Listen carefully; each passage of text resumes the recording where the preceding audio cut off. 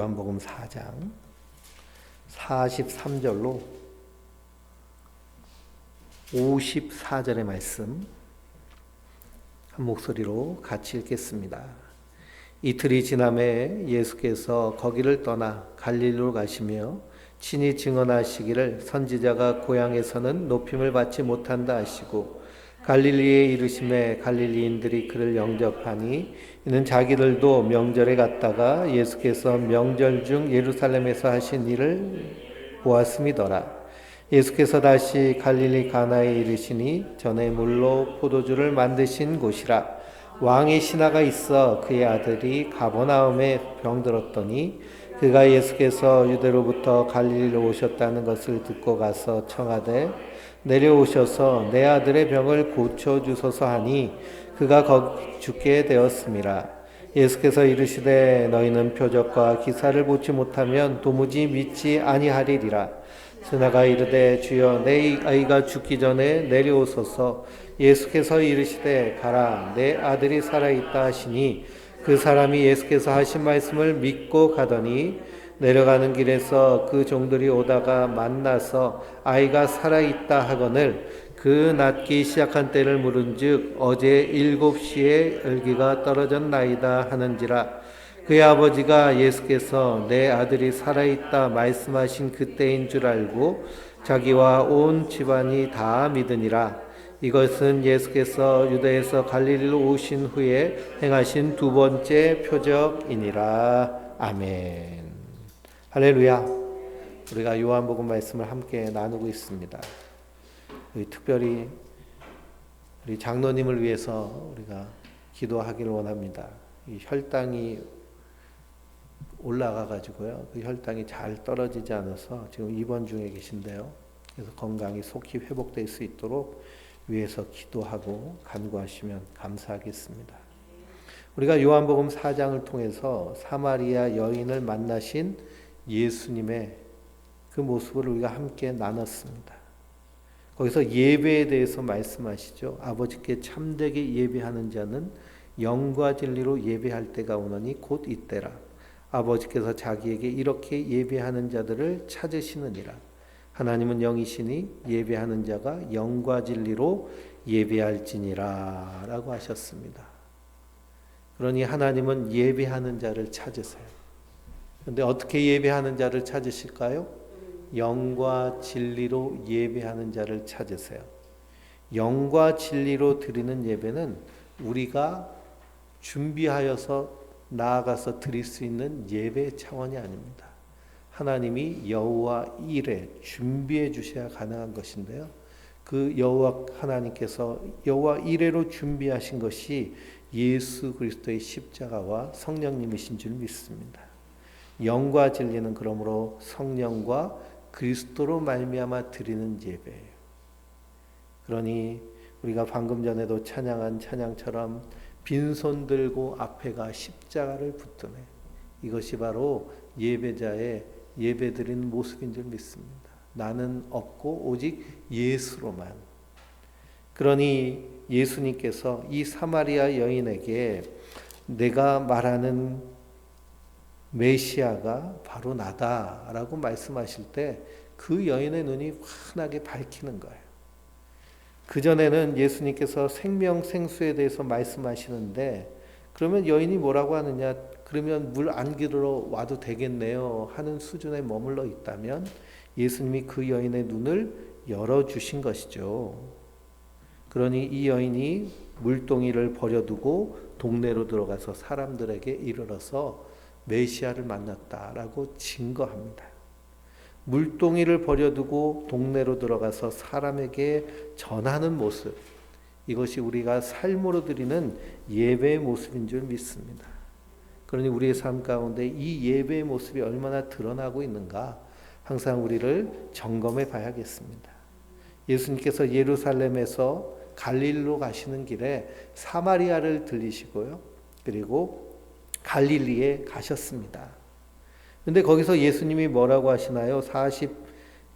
44장을 보니까요. 선지자가 고향에서는 높임을 받지 못한다라고 하십니다. 그러니 사마리아 사람들은 다 예수님을 메시아로 영접하고 그리고서는 그들이 고백하기를 우리가 믿는 것은 이 여인 내 말이로 인함이 아니니 이는 우리가 친히 듣고 그가 참으로 세상의 구주신 줄 알미라 라고 하며 예수님을 영접합니다. 근데 고향 갈릴리에서는 영접하지 아니하는 거예요. 그래서 예수님께서 선지자가 고향에서는 높임을 받지 못한다라고 말씀하십니다. 근데 거기서 왕의 신하가 나오죠. 왕의 신하의 아들이 병에 걸렸습니다. 열병에 걸린 것 같아요. 그래서 그 왕의 신하가 예수님을 찾아와서 내 아들이 죽게 되었으니 고쳐달라고 요청을 합니다. 그때 예수님께서 너희는 표적과 기사를 보지 못하면 도무지 믿지 아니하리라 라고 하시면서 뭐라고 하셨어요? 가라, 내 아들이 살아있다 라고 하십니다. 이 왕의 신하는 직접 오셔서 고쳐주기를 바랬는데 예수님 말씀만 하시는 거예요. 가라고 하시니까요. 이 왕의 신하가 다시 자기 아들에게로 돌아갑니다. 근데 그 사람이 예수께서 하신 말씀을 믿고 가더니 라고 말씀하세요. 가는 도중에 하인들을 만나죠. 하인들이 이 주인에게 왕의 신하에게 뭐라고 하나요? 왕의 아들의 열이 떨어졌다고 말합니다. 그래서 언제 떨어졌냐라고 했더니 그 시간을 보니 예수님이 말씀하신 그때 열이 떨어지기 시작해서 생명을 다시 얻게 되는 겁니다. 그럼 예수님은 어떤 분이시라는 거예요?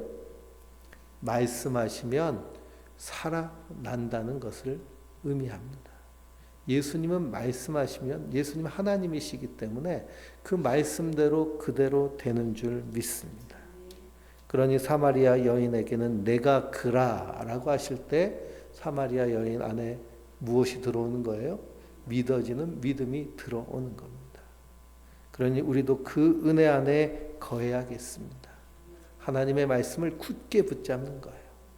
내가 나에 대하여 진심으로 하는 말은 즉각적이고 절대적인 효과가 있다라고 뇌과학자들 얘기합니다. 이것이 플래시보 효과인데요. 그러니 나 자신에 대해서 하는 말도 나에게 즉각적인 효과가 있어요.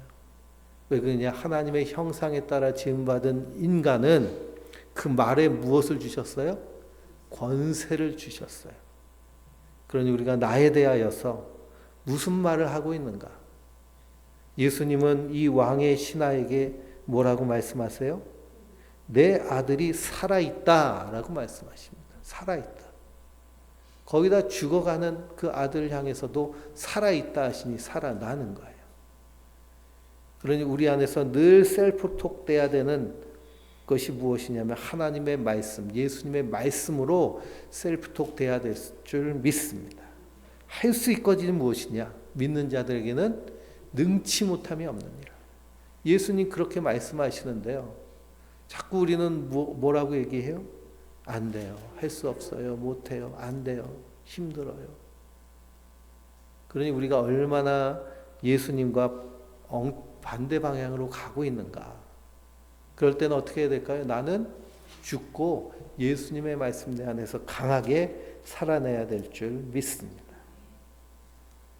예수님 말씀하시면 살아나는 거예요. 근데 5장 말씀해 보니 우리가 알고 있는 베데스라는 곳이 나옵니다. 1절, 2절을 같이 읽어볼까요? 그 후에 유대인의 명절이 되어 예수께서 예루살렘에 올라가시니라. 예루살렘에 있는 양문 곁에 히브리 말로 베데스다라 하는 못이 있는데 거기 행각이 5이 있고 그랬습니다. 베데스다라는 명칭은요, 은혜의 샘이라는 뜻이에요. 베이트는 집이고요. 그리고 스타라고 할 때 헤세드는 은혜인데 이게 지금 합쳐져서 베데스다예요. 은혜의 샘, 은혜의 집인 거죠. 거기에 누가 있어요? 3절에 보니 그 안에 많은 병자, 맹인, 다리 저는 사람, 혈기 마른 사람들이 누워 물의 움직임을 기다립니다. 4절을 볼까요? 이에 천사가 가끔 못에 내려와 물을 움직이게 하는데 움직인 후에 먼저 들어가는 자는 어떤 병에 걸렸던지 낫게 되밀어라 그랬습니다. 그러니 먼저 들어가는 자가 병에서 고침을 받는 거예요. 그러니 은혜의 집에서 무엇이 일어났을까요? 경쟁이 일어나고요. 눈치 싸움이 일어납니다. 누가 먼저 이 샘 안에 들어가는가? 그러면 경증 환자가 들어가기 쉬울까요? 중증 환자가 들어가기 쉬울까요? 경증 환자가 들어가기 쉬워요. 여기 기록된 많은 병자 중에 맹인이 있죠. 맹인은 보이질 않으니 들어갈 수가 없습니다. 다리 저는 사람은 어떨까요? 팔 다친 사람은 냅다 뛰어가는데 다리 저는 사람은 쩔뚝거리면서 갈 수밖에 없죠. 혈기 마른 사람도 온몸에 진이 다 빠져서 피쩍 말라서 그냥 누워있는 사람이니 어찌 움직여서 들어가겠습니까? 그러니까 누가 도와주지 않으면 들어갈 수 없는 곳인데 도울 사람이 없다는 것입니다. 그러니 이름은 베데스다인데 실상은 뭘까요? 실상은 세상과 다를 것이 하나도 없어요. 우리가 살고 있는 세상은 어떤 세상인가요? 치열하고 피 터지게 경쟁하는 세상입니다. 그러니 어느 동네에 뭐 카페가 하나 생겨서 장사가 잘 된다 그러면 또 어느 집에 통닭집이 잘 된다 그러면 그 옆에 뭐가 주르륵 생겨요? 똑같은 동종업자들이 드르륵 생겨요. 그래가지고선 서로 제살 깎아먹기 하다가 그냥 다 같이 망하는 것. 이게 세상의 모습입니다. 누가 좀 잘 된다고 하면요. 그거 쫓아가지고 다 모방하고 따라해서 끝없이 경쟁이 이루어지는 것이 세상인데 세상은 그렇다 쳐도 베데스다, 은혜의 집은 어떻게 해야 돼요? 그런 게 있어서는 안 되겠죠. 그러니 베데스다, 은혜의 집이지만 은혜가 없는 곳이 베데스다입니다. 그게 유대인의 현실이고 이 세상의 모습이에요. 거기 38해 된 병자가 있더라라고 말씀하고 있습니다. 그러니 38년 동안 누워 있었다. 거기서 샘이 동하기를. 거기서 아마 가장 중증이고 오랫동안 은혜의 집에서 은혜 못 받은 사람이 바로 이 사람일 겁니다. 6절을 같이 읽어볼까요? 예수께서 그 누운 것을 보시고 병이 벌써 오래된 것을 아시고 이르시되 내가 낫고자 하느냐라고 하십니다. 내가 낫고자 하느냐. 그랬더니 뭐라고 그래요? 병자가 7절에 병자가 대답하되 주여 물이 움직일 때에 나를 못에 넣어주는 사람이 없어 내가 가는 동안에 다른 사람이 먼저 내려가나이다 라고 합니다. 그럼 이 사람은 자기가 병이 낫는 건 오직 어떻게 해야만 된다고 생각해요? 경쟁에서 이겨야만 된다고 생각해요. 은혜를 모르는 것이고요. 은혜로 오신 예수님이 어떤 분이신지를 모르는 거예요. 그러니 베데스다 은혜의 집을 교회라고 얘기하면요. 우리 교회는 은혜의 집이잖아요. 예수님의 십자가의 은혜로. 거기서 경쟁이 있고 시기, 질투, 다툼 이런 것이 있다면 이것이 이 베데스다와 다를 것이 하나도 없다는 겁니다. 그런데 그곳에 참 은혜 대신 은혜의 근원 대신 예수님께서 오셨어요. 그리고서는 못에다가 던져주시는 것이 아니라 어떻게 하셨나요? 말씀하십니다. 8절에 예수께서 이르시되 일어나 내 자리를 들고 걸어가라 라고 하십니다. 그러니 38년 동안 누워있던 사람도 예수님이 말씀하시니 어떻게 돼요? 자리를 들고 벌떡 일어서 참된 안식을 누리게 되는 겁니다. 9절에 보니 그 사람이 곧 나아서 자리를 들고 걸어가니라. 이날은 무슨 날이에요? 안식일이에요. 은혜의 집에서 38년 동안 은혜를 받지 못하고 안식일에 안식하지 못한 이 사람이 예수님을 통하여서 이 은혜와 안식을 경험하게 되는 겁니다. 그러니 그리스도인들도 이 땅에서 예수님을 만났다면 참 은혜와 참 안식 가운데 거해야 될 줄 믿습니다. 그러려면 우리가 어떻게 해야 될까요? 경쟁하고 눈치 싸움하며 시기 질투 다툼으로 사는 이 세상의 삶의 방식을 십자가에 못 박아 죽이고 예수님의 말씀대로 따라 살아내야 될 줄 믿습니다. 안식일에 고치셨어요.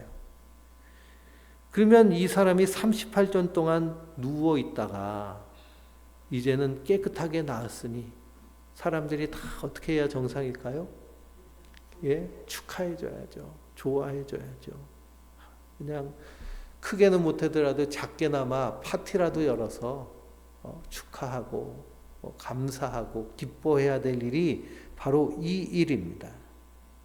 그런데 거기 어떤 사람들이 있어요? 10절에 유대인들이 병 나은 사람에게 이르되 안식일인데 내가 자리를 들고 가는 것이 옳지 아니하니라 라고 하십니다. 자기 침상을 옮겼다는 거예요. 노동했다는 겁니다. 안식일에는 일하지 말라고 하셨는데 그것으로 시비를 거는 거예요. 그랬더니 이 38년 된 병자가 대답하되 나를 낫게 한 그가 자리를 들고 걸어가라 하더라 하니 그랬습니다. 예수님이 자리를 들고 걸어가라 말씀하시니 어떻게 하는 거예요? 자리를 들고 걸어가는 거예요. 물이 변하여 포도주 되라 하시니 물이 변하여 포도주 되는 거예요. 내가 너를 지명하여 불렀나니 너는 내 것이라 하셨으니 우리는 누구 것이 된 거예요? 예, 하나님 것이 된 것이고요. 예수님의 것이 된 거예요. 영접하는 자, 곧 그 이름을 믿는 자들에게는 하나님의 자녀가 되는 권세를 주셨으니 이는 혈통으로나 육적으로 나지 아니하고 오직 하나님의 뜻에 따라 난 자들이니라. 그러니 우리는 하나님의 전적인 은혜로 말미암아 우리가 아직 죄인 되었을 때, 우리가 아직 원수 되었을 때 그리스도께서 십자가에 달려 죽으심으로 하나님의 사랑을 확증하시고 우리를 구속하여 건져내신 거예요. 그 모형이 바로 이 38년 된 병자와 동일하게 나타나는 겁니다. 그럼 예수님이 자리 들고 걸어가라고 하시니 걸어간 거죠. 근데 유대인들은 그걸 가지고 안식일날 일했다고 시비를 거는 겁니다. 그리고 12절에 뭐라고 하느냐, 그들이 너에게 자리를 들고 걸어가라 한 사람이 누구냐 합니다. 그 사람 잡아다가 혼내겠다는 거죠. 안식일날 일을 시켰으니. 지금 누구를 혼내겠다는 거예요? 예수님, 하나님의 아들, 하나님을 혼내겠다는 거예요. 그러니 유대인들, 여기서 유대인들이라 하면 바리새인들과 서기관들입니다. 그들은 율법을 지킨다고 하면서 그 율법에 담겨져 있는 뭘 다 버린 거예요? 안식의 참 의미를 버린 거예요. 그리고 우리가 출애굽기를 통해서 하나님이 안식일을 제정하시면서 일하지 말라고 하셨어요. 왜 일하지 말라고 하셨을까요? 창조의 모든 선물은, 그리고 우리의 생명은 너희가 일해서 유지하고 얻은 것이 아니라 하나님 선물로 주신 것이기 때문에 그날 일하지 말고 안식하며 기뻐하며 감사하며 하나님께 예배하라는 거죠. 신명기에선 너희를 구원하신 것은 너희가 너희의 의로 구원받은 것이 아니라 하나님의 은혜로 된 것이니 너희가 독립운동에서 출애굽한 것이 아니지 않냐. 하나님의 일하심으로 말미암은 것이니 그날은 일하지 말고 안식하며 하나님을 찬양하고 예배하고 즐거워하라라는 것이 안식일의 원뜻입니다. 그러니 38년 동안 안식하지 못한 이 사람이 참된 안식을 얻었으면 그날이 진짜 안식일이잖아요. 그런데 안식일의 모양만 있고 그 안에 있는 능력은 부인합니다. 사도 바울은 뭐라고 그래요? 그래서 경건의 모양은 있으나 능력은 부인하는 자들에게서 내가 떠나가라 라고 하시잖아요. 그러니 고침받은 사람도요, 이 바리새인 서기관들이 얼마나 무섭겠어요. 그러니 난 누군지 모른다. 그 사람이 많았고 예수님 38년 동안 누워만 있었으니 예수님 쳐다만 받겠어요. 그냥 내가 낫고자 하느냐라고 하니까 그냥 누가 좀 도와주나 보다 하고 그 건성으로 들었는데 갑자기 말씀하셔서 일어섰겠죠. 예수님이 그를 다시 찾아오십니다. 17절에 예수께서 그들에게 이르시되 17절이 아니라 14절이죠. 그 후에 예수께서 성전에서 그 사람을 만나 이르시되 보라 내가 나았으니 더 심한 것이 생기지 않게 다시는 죄를 범하지 말라라고 하십니다. 더 심한 것이 생기지 않도록 다시는 죄를 범하지 말라. 그 사람이 또 유대인들에게 가서 뭐라고 그래요? 자기를 고친 이는 예수라라고 합니다. 그러니 이 바리새인들 서기관들이요, 안식일 제대로 지키지 않은 사람을 얼마나 무섭게 벌하였는지를 알 수 있어요. 자기가 가가지고 예수님이 날 고쳤다고 하면 자기는 면죄부를 받지만 누가 비난을 받으세요? 예수님이 비난을 받으시잖아요. 근데 이 사람은 가가지고 고발을 하는 겁니다. 그래서 바리새인들이 쫓아와가지고 그래서 예수님을 박해하는 거예요. 16절에 안식일에 이런 일을 행하신다 하여 유대인들이 예수를 박해하게 된지라. 예수께서 그들에게 뭐라고 하세요? 내 아버지께서 이제까지 일하시니 나도 일한다 라고 하십니다. 그러니까 더 뻘쩍지죠. 자기가 하나님을 아버지라고, 감히 하나님을 아버지라고 불러? 그럼 자기가 하나님과 동등됨이네. 그것을 인하여서 더 예수님을 죽이고자 합니다. 근데 하나님은 일하시는 하나님이세요. 무엇을 위해서 일하실까요? 생명을 위해서 일하시고요. 심판을 위해서 일하십니다. 그러니 생명과 심판을 행하시는 분이 예수님이세요. 그 일을 위해서 이 땅에 오셨어요. 19절 읽어볼까요? 그러므로 예수께서 그들에게 이르시되 내가 진실로 진실로 너희에게 이르노니 아들의 아버지께서 일하시는 일을 보지 않고는 아무것도 스스로 할 수 없나니 아버지께서 행하시는 그것을 아들도 그와 같이 행하느니라 그랬습니다. 그러니 그리스도께서 하시는 일은 누가 하시는 일이에요? 성부 하나님이 하시는 일이에요. 그리고 그리스도께서 하시는 일을 또 성령 하나님께서 우리 안에서 행하시는 줄 믿습니다. 시편 121편 4절을 읽어볼까요?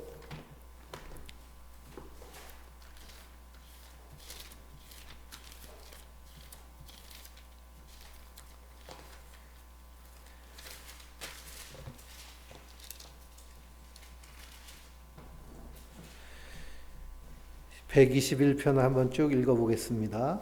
내가 산을 향하여 눈을 들리라. 나의 도움이 어디서 올까? 나의 도움은 천지를 지으신 여호와에게서로다. 여호와께서 너를 실족하지 아니하게 하시며 너를 지키신 이가 졸지 아니하시리로다. 이스라엘 지키신 이는 졸지도 아니하시고 주무시지도 아니하시리로다. 여호와는 너를 지키시는 이시라. 여호와께서 내 오른손에서 내 그늘이 되시나니 낮에 해가 너를 상하게 하지 아니하며 밤의 달도 너를 해치지 아니하리로다. 여호와께서 너를 지켜 모든 환난을 면하게 하시며 또 내 영혼을 지키시리로다. 여호와께서 너희 출입을 지금부터 영원까지 지키시리로다. 아멘. 이것이 바로 하나님의 열심이에요. 하나님은 하나님의 백성들을 지키시고 보호하시고 구원해 내시는 줄 믿습니다. 그러니 그리스도인들은 누구의 손에 붙잡혀 있어요?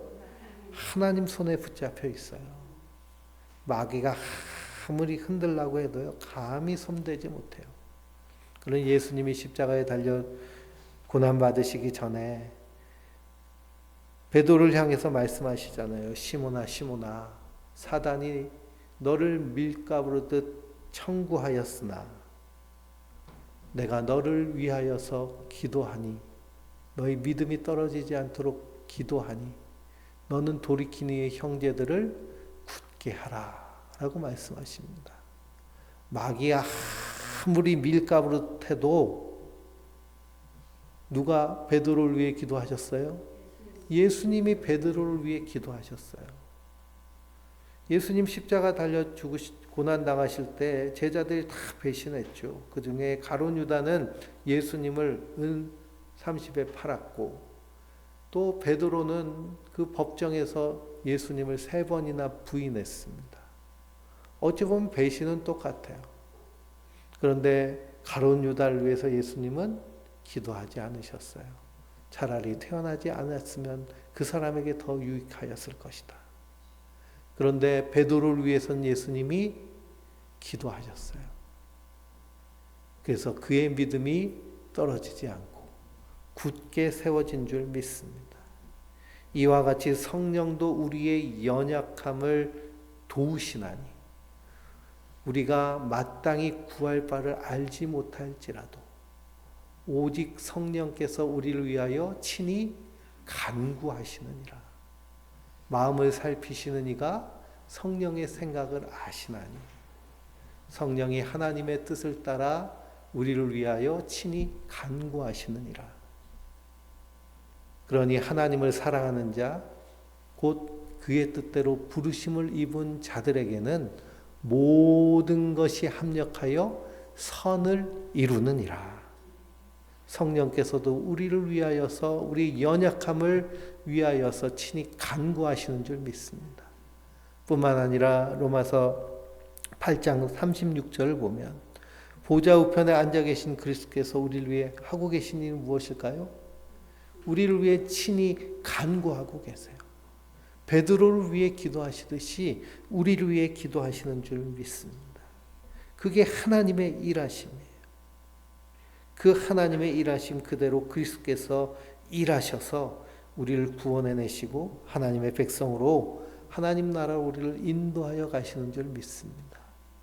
그러니 우리는 그 하나님의 인도하심을 신뢰하고 사망의 음침한 골짜기를 지날지라도 해를 두려워하지 아니하고 주님 바라보며 믿음으로 굳게 걸어가는 자들, 그 사람이 바로 우리 성도들인 줄 믿습니다. 그러니 우리 인생의 어려움과 고난이 닥칠 때 어디에 집중해야 될까요? 하나님의 말씀에 집중하고 강하고 담대해야 돼요. 호랑이 굴에 들어가도 뭐만 차리면 산다고 그래요? 정신만 차리면 산다고 그럽니다. 우리의 정신이요, 이렇게 항상 각성되어 있어야 돼요. 그냥 세상이 말하는 대로 하면서 두려움과 염려, 근심으로 사는 것이 아니라 그 고난 가운데서, 어려움 가운데서도 이겨나갈 힘. 그럼 우리가 항상 셀프톡하는 것이 우리는 어디가 열린 사람이에요? 하늘문이 활짝 열린 사람이잖아요. 이렇게 우리가 믿음으로 선포하며 살아내야 될 줄 믿습니다. 그래서 20절 말씀에 뭐라고 하세요? 아버지께서 아들을 사랑하사 자기가 행하시는 것을 다 아들에게 보이시고 또 그보다 더 큰 일을 보이사 너희로 놀랍게 여기게 하시리라 하셨습니다. 그 놀라운 일이 뭘까요? 십자가에서 우리를 구원해 내시는 거예요. 아버지께서 아무도 심판하지 아니하시고 심판을 다 누구에게 맡기셨어요? 아들에게 맡기셨어요. 23절에 이는 모든 사람으로 아버지를 공경하는 것 같이 아들을 공경하게 하려 하심이라. 아들을 공경하지 아니하는 자는 그를 보내신 아버지도 공경하지 아니하느니라 라고 하십니다. 그러니 지금 바리새인들 서기관들이 유월절을 안식일을 지키지 않은 것을 가지고 누구를 죽이려고 해요? 예수님을 죽이려고 해요. 하나님 보시기에 이건 누구를 죽이려고 하는 모습이에요? 하나님을 죽이려고 하는 모습이에요. 그러니 예수님이 이것을 다 아시는 겁니다. 그래서 24절에 내가 진실로 진실로 너희에게 이르노니 내 말을 듣고 또 나를 보내신 이를 믿는 자는 무엇을 얻어요? 영생을 얻고 심판에 이르지 아니하나니 사망에서 생명으로 옮겼느니라 하십니다. 이것이 하나님의 은혜 받은 자예요. 이 베데스다에 많은 병자가 있었는데 예수님은 누구만 고치셨어요? 38년 된 병자만 고치셨습니다. 이 병자를 고치신 것은 표적이고 사인이에요. 예수님은 고치고자 하는, 살리고자 하는 자는 반드시 살리신다는 거예요. 그러니 우리가 그 그리스도의 십자가의 은혜로 말미암아 영생을 얻은 자들인 줄 믿습니다. 사망에서 어디로 옮겨졌어요? 생명으로 옮겨졌어요. 사망에서 생명으로. 이 세상 모든 사람들은 무엇이 가장 두려울까요? 인생에서 죽을 것이 다 두려워요. 죽어가는 것이 다 두려워요. 그러니 중년이 넘어가서 이제 60대쯤 되면 무슨 걱정이 크게 쌓여요? 노후 걱정이 크게 쌓이고 점점 시간이 갈수록 그것 때문에 걱정, 의심이 많습니다. 왜 그럴까요? 이 죽을 것이 두려운 거예요. 근데 성도는 그런 두려움으로 사는 자들이 아닙니다. 어디로 옮겨졌기 때문에? 생명으로 옮겨졌기 때문에 날마다의 삶을 기쁨과 감사로 오늘 하루도 살게 해주셨으니 감사합니다. 내 힘으로 사는 걸까요? 하나님 살려주시니 사는 걸까요? 살려주시니 사는 거예요. 그러니 오늘 우리가 하루를 살았는데요. 이 하루는 어제 죽어가니가 그토록 기다리는 내일인 것 우리가 기억하면 오늘 하루를 대충 살 수가 없습니다. 하나님의 은혜 안에서 풍성하게 살아낼 줄 믿습니다. 이것이 사망에서 생명으로 옮겨진 성도의 모습이에요. 그래서 25절에 진실로 진실로 너희에게 이르노니 죽은 자들이 하나님의 아들의 음성을 들을 때가 오나니 곧 이때라. 듣는 자는 살아나리라 하셨습니다. 그러니 왕의 신하의 아들도 하나님 말씀하시니 살아나시는 거고요. 38년 된 병자도 일어나 내 자리를 들고 걸어가라 하시니 사는 것이고, 무덤에 묻힌 나사로를 향하여서도 나사로야 일어나라 하시니 일어나는 것이고, 우리는 그 예수님의 말씀을 들은 자이기 때문에 영생을 얻는 줄 믿습니다. 듣는 자는 살아나는 거예요. 살아나는 거. 우리는 살아난 자들이에요. 26절에 아버지께서 자기 속에 생명이 있음 같이 아들에게도 생명을 주어 그 속에 있게 하셨고 또 인자됨으로 말미암아 심판하는 권한을 주셨느니라 하셨습니다. 하나님 사람 되심으로 심판하실 때요, 그 누구도 변명하지 못하는 거예요. 하나님은 저 영이시고 하늘에 계셨는데 어떻게 인간의 속사정을 다 아시겠어요? 근데 예수님한테는 그런 말 할 수 있을까요? 없을까요? 없죠. 예수님은 똑같은 사람의 모습으로 이 땅에 오셔서 생로병사를 다 경험하시고 배고픔과 가난과 병듦과 고통과 배신을 다 느끼신 분이 바로 예수님이시기 때문에 심판의 주로 이 땅에 오실 줄 믿습니다. 이를 놀랍게 여기지 말라. 무덤 속에 있는 자가 다 그의 음성을 들을 때가 오나니 선한 일을 행한 자는 생명의 부활로, 악한 일을 행한 자는 심판의 부활로 나오리라 하셨습니다. 그러면 하나님 보시기에 선한 일은 뭘까요? 하나님의 보시기에 선한 일은 율법을 지키는 게 선한 일이에요. 율법이 몇 가지가 있냐? 613가지의 율법이 있는데 그 중에 한 가지만 어겨도 다 어기는 것이 됩니다. 그러니 하나님 앞에 선할 수 있는 자는 있을까요? 없을까요? 없어요. 그러니 인간은 하나님 보시기에 선을 행할 능력도 없고 실력도 없습니다. 근데 선을 행한 자는 생명의 부활로 나가요. 그러면 그 선은 무엇이냐? 하나님이 사람이 돼서 이 땅에 오셔서 우리의 허물과 죄를 대신 지시고 십자가에 달려 죽으셔서 구원의 길을 열어주신 거예요. 누구든지 예수 그리스도를 믿는 자들은 멸망치 않고 영생을 얻게 하려는 구원의 길을 열어놓으셨어요. 그러니 그 예수님 앞에서 내가 죄인임을 회개하고 예수님을 나의 주, 나의 하나님을 믿고 이 땅에서 주님을 주인으로 모시고 사는 삶을 살아내는 것이 하나님 보시기에 어떤 모습이에요? 선한 모습이에요. 그리스도의 피로 깨끗하게 씻었기 때문에. 그러니 예수 그리스도 안에 있는 자들은 생명의 부활로, 악한 일을 행한 자는 뭘까요?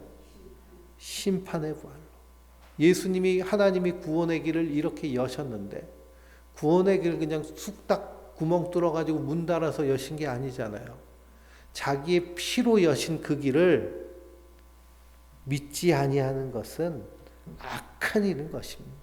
하나님의 구원의 길을 믿지 않는 것. 그래서 무엇으로 나와요? 심판으로 나옵니다. 그 모습이 요한계시록 20장 11절부터 나오는 백보자 심판이 있죠. 한번 이거 말씀을 읽어볼까요? 요한계시록 20장 11절부터.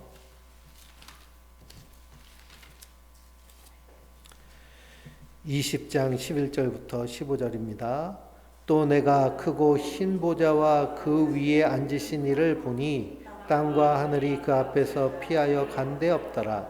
또 내가 보니 죽은 자들이 큰 자나 작은 자나 그 보좌 앞에 서 있는데 책들이 펴 있고 또 다른 책이 펴졌으니 곧 생명책이라.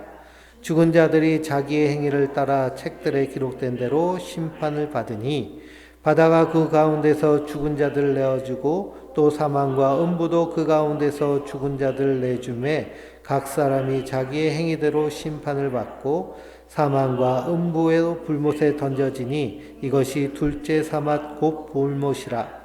누구든지 생명책에 기록되지 못한 자는 불못에 던져지더라. 아멘.